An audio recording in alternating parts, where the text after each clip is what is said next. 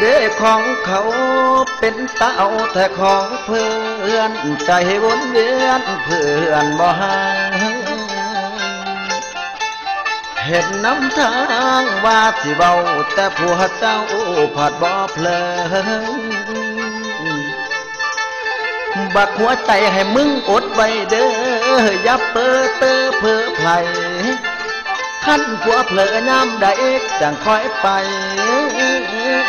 เป็นแนวเป่า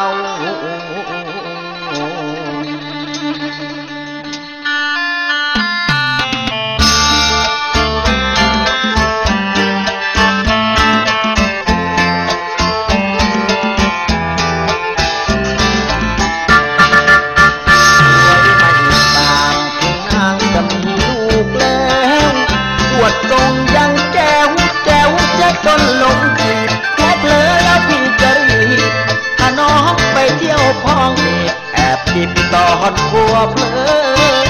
เห็นสะโพกเอวอกวงแก้มเมียเขาโอ้เอ๋ยเมียเรา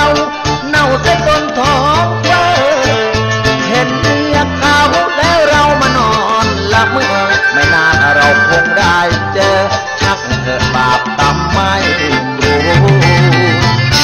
หัวลงบ้านกันสิขันหมดกองกันนั่งอายุของยาลงมองปลาแมว